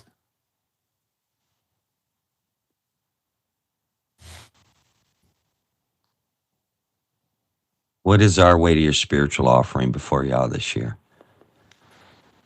What really is it? There's a whole harvest picture here that's commencing shortly, and we're supposed to deal with the thing that might hide the light before it does. Like I say many a times, I wish it was just as easy as double checking the vacuum in the toaster and getting some frozen bread out. What leaven might we let go of to be swept out this year that we could actually have his light shine forth in us? And if we don't do this, is this actually possibly what it's relating to, having a form of godliness but not denying the power of the Ruach? Because it is the power of the Ruach that is so greatly demonstrated on the fulfillment of Shavuot.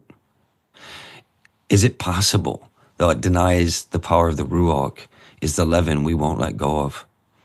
The spiritual leaven that we will not let go of. Not your struggles in the flesh, our actual spiritual leaven.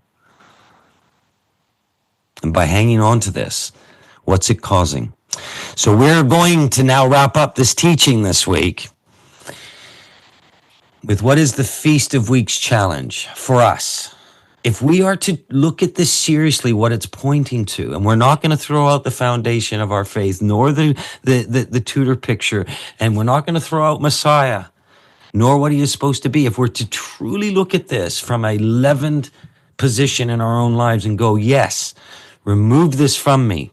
Whatever it is that is blocking your light, whatever it is, then what would the challenge that Michael and I would be saying to ourselves and to everyone else in the community? Because if these are living to this day, and we know that we have a Messiah who's into his appointed times, and I have seen his power in his appointed times, and if we were truly in a place of repentance in his appointed times, and if we took this Tudor picture, this understanding, this foundation of our faith, and allowed it to become living, and truly allowed his light in our life, what possibly could we see with the power of his Ruach? Not us, not our own strength, not everything that religion teaches us. Him in us. What possibly could we see going forth?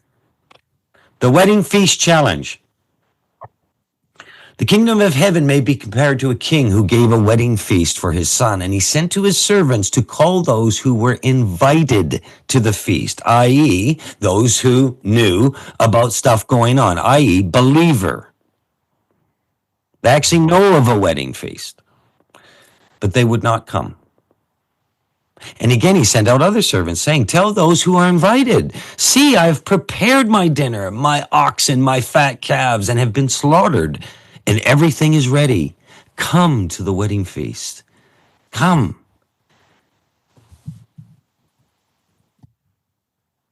But they paid no attention.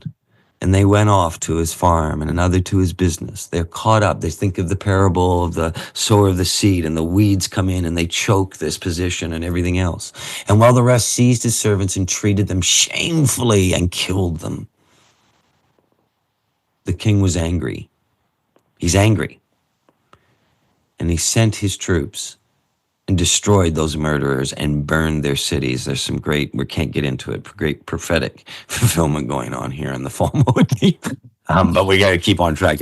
Then he said to his servants, the wedding feast is ready, and those who were invited were not worthy.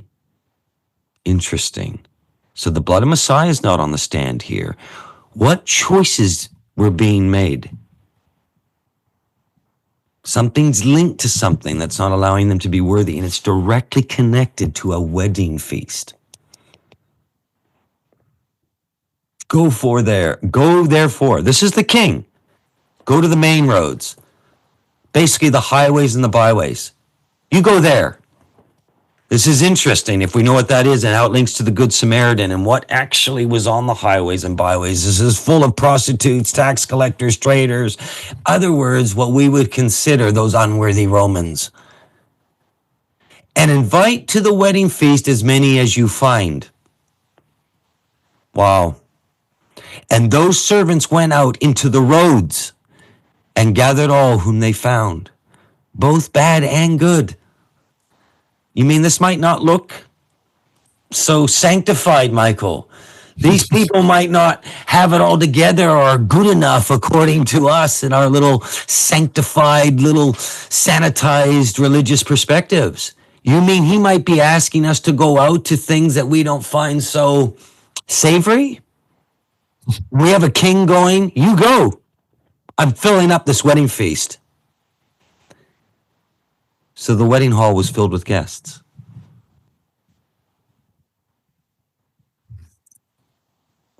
The Romans in your life, my life, Michael's life. This is the challenge. We have, all of us have, dear friends and family that we love, but they are outside the house. They are the Canaanites. They are not currently in the house. And there is an incredible appointed time coming, and what Michael and I have been laboring to this day. And as we lay down this challenge, my goodness, are we going to choose to hide his light in the leaven of our knowledge, or so-called knowledge, spiritual knowledge, traditions, box ticking, Count Dracula counting, and miss all of this? Are we in fear of our faith? Are we afraid to share it?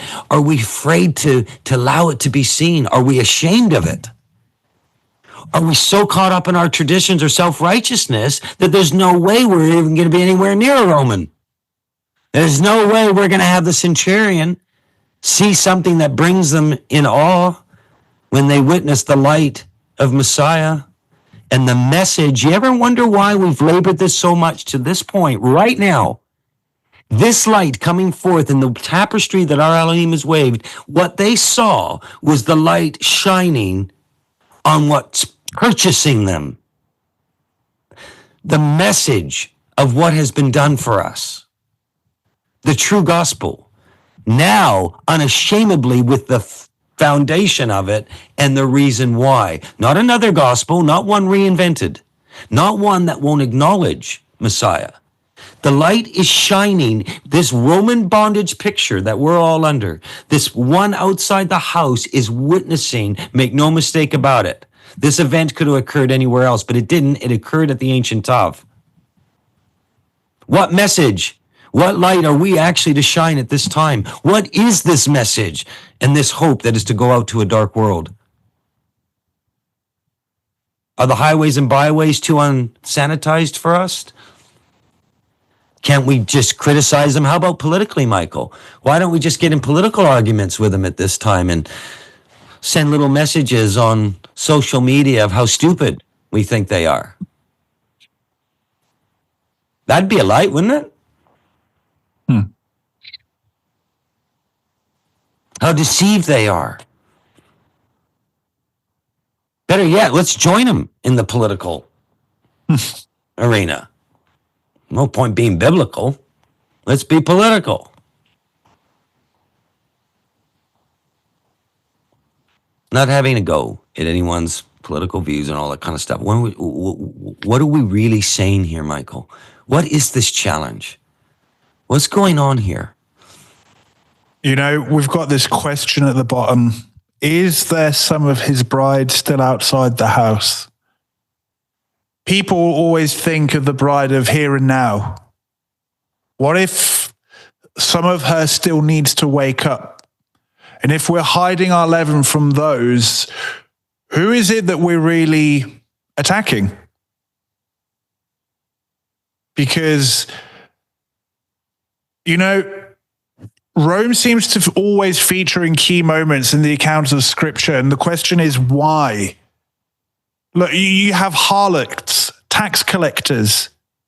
Like Matthew was a tax collector. And, you know, like, there's so many things that people coming in from outside, you know, the book of Acts, there's like Yeshua the Canaanite woman, Yeshua and the Roman centurion, what happened in the Tav, the tomb, Paul and the jailer, what happened to the jailer because of Paul's witness? He came into the faith. Paul could have gone, see you later, I'm out of here. And the jailer would have topped himself before receiving the light. He was ready to fall on his own sword. Paul was willing to go, no, not on my watch. This could be one of his. And so he hung around.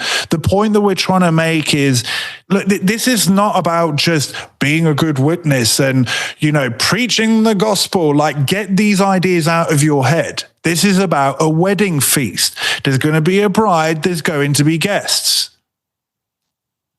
I know what I would have done in the shadow picture of my wedding if someone prevented my bride or some of my guests from coming in there. There would have been some anger and some fury. Or how about those who rebelled to it and didn't respect the honor of being invited? What would you do as a bridegroom to make sure there was witnesses and there was a feast and there was a wedding celebration? You'd fill it up. In the Messianic and Hebrew roots movements, we're possibly seeing light now hidden in the spiritual leaven, which we didn't get rid of on one side and picked up on the other.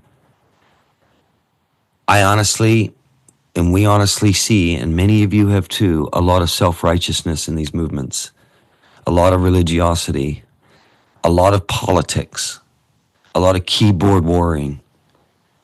What really is our light witness at this time?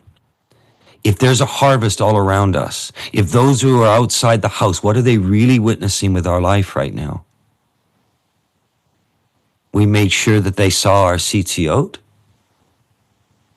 Are they actually seeing our integrity? Are they actually seeing our love?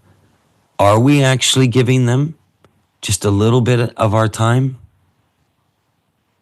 Or we become our own little huddle, religious huddle and cabal?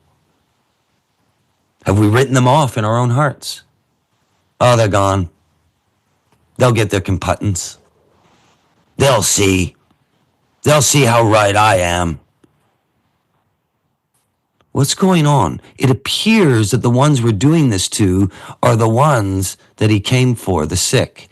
It appears that these are the ones that are captured in the Good Samaritan accounts. It appears that all the examples being given to us where the light is being seen that changed the course of human history without a weapon was to those outside the house.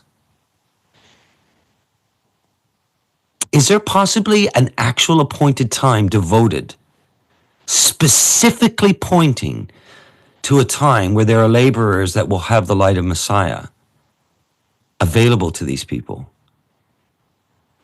Is it possible that this is a time of the year that just maybe we could spend some time with those that we love around us that aren't in the house yet? That maybe it's the time we could help them with something around their house. Maybe it's the time we could have them over for dinner. We're not talking about intimate fellowship. We're not talking about having fellowship with darkness. We're talking about being a light and loving those who are not yet in the house. Is it possible that all of us have this in our life all around us? From our physical neighbors to our family to our friends whom we love? And are we actually, during a living appointed time, conscious to go, perhaps if I get rid of this leaven, Messiah use me? And we don't conjure up our little agendas, eh, Michael? You know, we'll sneak them over to the house and then bang, hit them with this or that or whatever else it is. Is it possible he's just asking us, just be amongst them? I'm harvesting. I am harvesting, not you. I am, and I change the heart, and I do this. And perhaps is it possible that he's saying to us, don't hide your light in your leaven? Just allow me to use what I'm doing. You're the vessel. He is Elohim. He does the work of the heart. He does this. And the only question is, we're right back to, are we vessels of honor or dishonor? And is it possible this is a great, and captured in the book of Ruth, that this is all there to teach us that he is bringing in his wedding guests. He is filling up his house. And we don't get to determine what that looks like and acts like. We're actually just being called. Can we just not lose our first love and allow this to shine forth and stop all the religious garbage?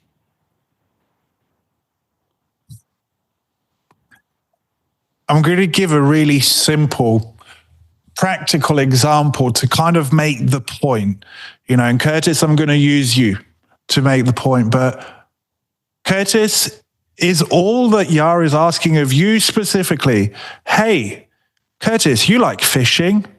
Go fishing with your Roman buddies. Oh, the toil, the hardship. Oh, what are you going to do, Curtis? My goodness, you're asking me to be a light fishing? Well, he asked me to do that last year. And I ended up saving my neighbor's life. Did I orchestrate that? No. Did I plan it? No. But consciously inside me, it was like, you know what? Yes, I'm going to go. And I was there that day. And I was a light. And I've been a light to him ever since. And now slowly but surely, it's like, well, what is your faith? Who is this man? We don't know. All we know is that to ask to be a light doesn't mean we've got to conjure up all these agendas and circumstances. Well, I'll go and paint my neighbor's house so I can be a light. How about just make yourself available? What if it's going, for me, it was fishing last year, but it'll be different for all of us. What if it's just give them some of the light that's in you and love them, whatever that might be for you. But don't be surprised that there's not a living Elohim during this time that might just, if you don't get in the way and create your own little agendas, proselytize, do all of this stuff that we've been taught, just make yourself available in his harvest, not ours. Just be a light in it. Who knows what he might allow? You have children, kids, friends, family, wider extended family. They're all outside the house, perhaps. Maybe this is the time of the year where we actually allow ourselves, Father, get rid of this leaven from my life. Why? This is the challenge for all of us. This isn't the time to be Count Dracula. This might be the time to actually allow ourselves to be a vessel of light in the harvest. And we don't get to determine what that looks like necessarily. But I know this much. I'm finding we have an Elohim that's going, can you just go and be with them? He's not asking us some great hardship during this time. He's capable of the burden. He's capable of the yoke, not us. Can we just be in it? And can we be shining his light in it? The harvest is plenty, Michael. What's going on? Yeshua said to them, the harvest is plenty, but the laborers are few. Why? Leaven. Therefore pray earnestly to the master of the harvest to send out laborers into his harvest. Go your way. Behold, I am sending you out as lambs in the midst of wolves. Again, this warning of the religious. Because again, where do wolves come from? The wolves do not come from Rome. They come from the body. Those that would either deny his light or those that would distort his light. As you spend time with the Romans, the gleanings of your lives, do not be surprised that the religious in your life will probably look down on you for that. Look at what they said to Yeshua. He's eating and drinking with tax collectors and prostitutes. How did that go down with the religious? But look at what he did. Messiah, what he did amongst their midst. Look at who he used to kickstart this harvest with the fulfillment of Shavuot. He used fishermen. He used zealots. Those that the religious had looked down upon. We'll get more into this next week. Maybe it's time just to be with them. And when they ask you what you're doing, let's not be ashamed and hide our light in our leaven. Let's maybe say, this is the appointed time of the Feast of Weeks. And I'm with those who Messiah died for. Maybe it's time to actually know what this is truly all about. When the disciples heard this, they were greatly astonished. What's the context of this? The rich man. Is this really about proselytizing, convincing, converting? Could even the rich man, the disciples are astonished by this. They were greatly astonished, saying, well, then who can be saved? Not even the rich. The rich was even harder. He's giving examples of the camel and how it'd be easier for certain things to happen, to go through the eye of the needle in this. But Yeshua looked at them and said, Yes, even the rich man. This is, with man, impossible. With us, in our own efforts, our own strength, and our proselytizing, our convincing, our converting, yeah, it's impossible. But with Elohim, where we started with this message today, all things are possible. Is all he asking us to do is let this light come out of our religious leaven? Is it possible that we have an Elohim who's not changed? He's the same yesterday, today, and tomorrow. And he's literally in a living appointed time. And he's just looking for some vessels that will allow him to do the work. And who is that one that he's going after in your life? That the master, the shepherd, is going after? Who is that one? Don't try to determine it. Just allow yourself to be amongst it and let him show you, because he's doing the work inside another's heart. And these are the ones we love and know, pray for, care about. Is it possible that he wants to answer even our own prayers for our loved ones who are outside the house? Is it possible he might even want to use you as a vessel of light to answer the very prayer you're making? As long as we can stay out of the way and it's his light in us, not our religious efforts and agendas. You know what's amazing, Curtis? This is a very simple message when you see it. Everything we've gone through, yes, we've labored and we've gone through some awesome shadow pictures, and we've seen the masterful weaving that Elohim has weaved together of this great plan of redemption. But really, at the core, at the foundation, this is a very simple message. If we can hear it, it's not difficult. And one thing I've learned over my years in the faith is that is the whole, it's the hallmark and fingerprint of Elohim. That yes, it's beautiful, deep, amazing, mesmerizing, awesome, but it's very simple to understand that even a child could understand it. He's not asking you to become that which you're amongst. We're to be in it and not of it. He's not asking us to give up the Sabbath and to honor this appointed time. What he's saying is, don't forget what's all around us may be the harvest. It's just so exciting, because what Michael and I are trying to tell everyone and ourselves in this whole community is that this is a living appointed time. We're not ticking some boxes of something that happened almost 2,000 years ago, or some instruction in Torah to teach us something. We're actually in the living Feast of Weeks, and he's with us. He is actually there, and he is doing his work. And in some cases, despite us. In fact, in even sadder cases, because we're hiding our light without us. Do we want to be included in the living harvest of Elohim? Do you believe that his Ruach is with his appointed times and it's living right now? And maybe he's trying to teach us the weightier and spiritual matters of this incredible appointed time? That's our encouragement to everyone in this community and to ourselves. Maybe there's a harvest all around us.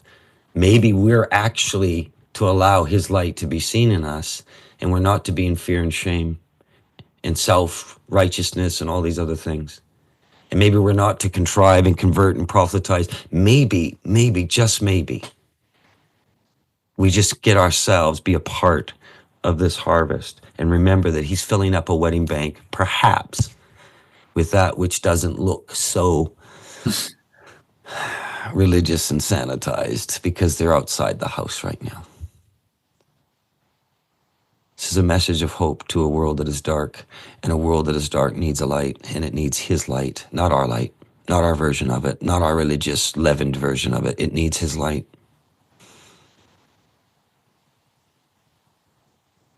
Amen. Challenge. Amen. Well, we hope this has challenged you and blessed you. We really do. And we speak to ourselves first before speaking to you. This challenge is just as much for us. And so, yeah, let us go forth and hopefully be vessels of his light. Amen, everyone.